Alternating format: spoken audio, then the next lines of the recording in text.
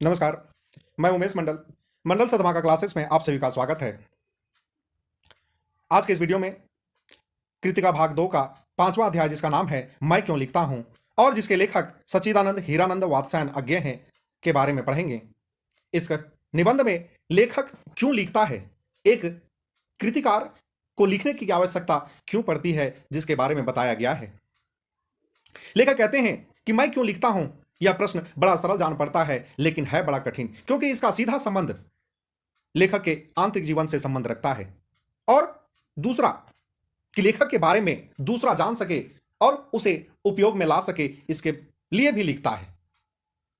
एक उत्तर यह है कि लेखक कहते हैं कि मैं इसलिए लिखता हूं ताकि स्वयं को जान सकूं, और क्यों लिखता हूं जा सकता है, यह उत्तर देना संभव भी नहीं हो सकता है, क्योंकि लेखक लिखकर ही अपने मन की व्यवस्था को दूसरों को बता सकता है, और वह लिखकर दूसरों के सामने पेश करके वह अपने व्यवस्था से मुक्ति पा जाता है। इसलिए लेखक यथार्थ होकर, तटस्थ होकर वह लिखता है। या फिर यूं कहें कि एक लेखक इसलिए लिखता है कि उसे संपादक आग्रह कर रहे हों, प्रकाशक उसे लिखने के लिए बोल रहे हों, या हो सकता है कि उन्हें आर्थिक आवश्यकता हो, लेखक इसलिए भी लिखता है। लेकिन सच्चाई क्या है, यह सिर्फ एक लेखक ही बता सकता है। उसका भेद सिर्फ वह लेखक जान सकता है कि वह जो कृति लिखा है उसके पीछे क्या कारण है। वह दूसरों को कभी नहीं बताता है। वह भीतरी दबाव से या बाहरी दबाव से लिख रहा है, सिर्फ लेखक ही बता सकता है। वास्तव में बाहर का जो दबाव होता है वह दबाव नहीं होता है, मानो एक अंदरूनी प्रकाश का एक निमित्त बन जाता है, एक साधन बन जाता है। लेखक ने एक उदाहरण के माध्यम से यह बताने की कोशिश किए हैं कि कुछ ऐसे आलसी जीव भी होते हैं कि बिना इस बाहरी दबाव के वह लिख नहीं पाता है।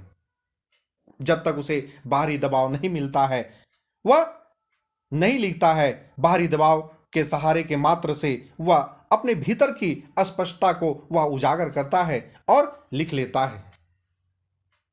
लेखक कहते हैं कि जैसे प्रातःकाल नींद खुल जाने पर कोई बिछौने पर तब तक पड़ा रहता है जब तक घड़ी का अलार्म ना बज जाए, उसी प्रकार एक लेखक को जब तक बाहरी दबाव नहीं मिलता है वह स्पष्ट रूप से नहीं लिख पाता है।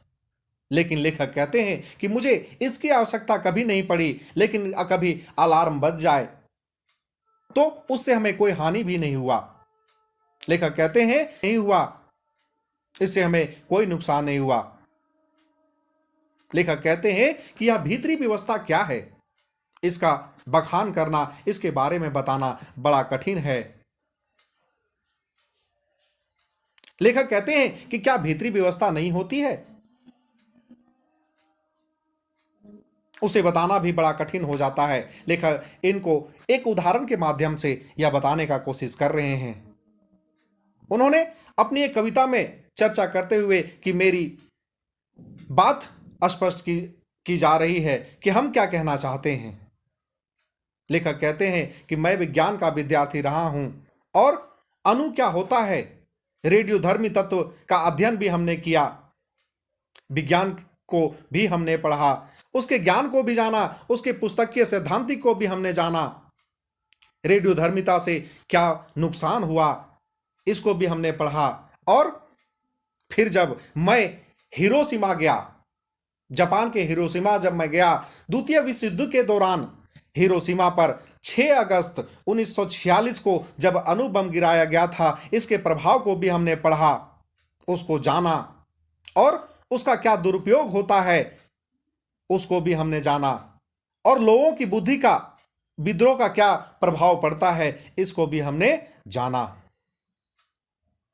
उसके बारे में भी हमने कुछ लिखा, और हमने यह देखा कि युद्ध काल के दौरान भारत की पूर्वी सीमा पर जो द्वितीय विश्व युद्ध में जो सैनिक सम्मिलित थे, उन्होंने ब्रह्मपुत्र नदी में बम को कैसे फेंकते थे और हजारों मछलियों को नुकसान मारकर नुकसान पहुंचाते थे, और उन्हें थोड़ी सी आवश्यकता होती थी और बाकी सब बेकार चला जाता था।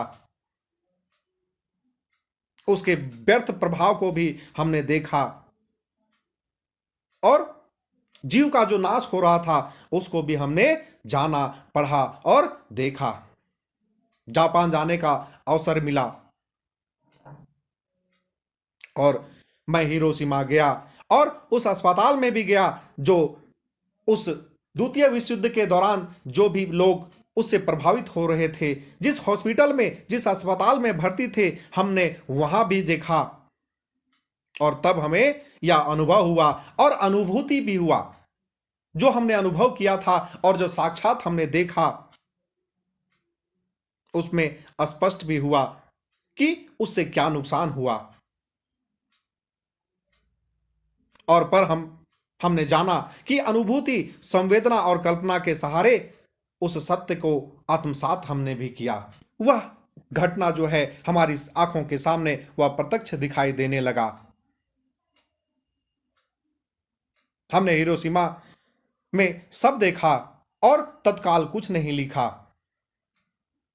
फिर एक दिन जब मैं हिरोशिमा की सड़कों पर घूम रहा था और हमने एक घूमते हुए एक पत्थर को देखा और उस पत्थर को मैं पूरी तरीका से जला हुआ देखा और उसमें एक लंबी छाया सी प्रतीत हो रही थी, उसको भी हमने महसूस किया। और हमने सोचा कि उस रेडियोधर्मिता पदार्थ की किरणों से किस तरीके से वह बंद हो गया है, जो आसपास से आगे से गुजर चुकी है। और उसमें एक व्यक्ति की जो छाया थी, उसमें उसके जो किरणों की जो बंधा हुआ था उसको भी हमने देखा।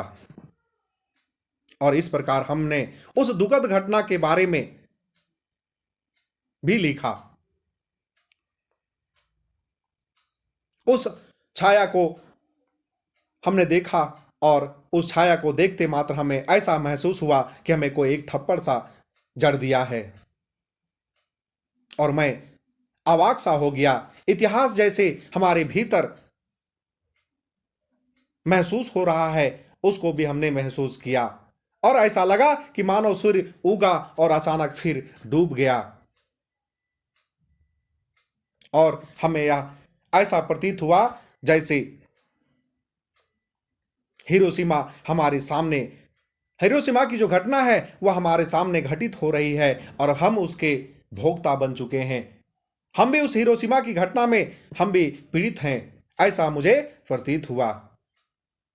और इस घटना को देखकर हमारे अंदर एक विवशता जागी और मैं अंदर से व्याकुल हो उठा। और उस घटना में जो लोग पीड़ित थे उनके प्रति हमारे लिए सहानुभूति जाग उठी। और एक दिन मैंने हिरोशिमा पर कविता लिखी, जापान में नहीं, भारत लौटकर। जब मैं रेलगाड़ी से भारत लौट रहा था, उस वक्त रेलगाड़ी में बैठे बैठे मैंने उस कविता को लिखा। पता नहीं वह कविता हमारी अच्छी है या बुरी है, मुझे पता नहीं, लेकिन मेरे निकट जो भी घटनाएं घटित हुई थी उसको मैंने सच्चे रूपों से, जो हमने जो अनुभव किया, हमने जो उसे महसूस किया, उस कविता में हमने लिख दिया। मानो हमारे सामने प्रत्यक्ष रूप से वह घटना घट रही है या मेरे निकट की महत्व की बात थी। यदि हमारा वीडियो पसंद आए तो आप कृपया लाइक करें, कमेंट करें और सब्सक्राइब करें।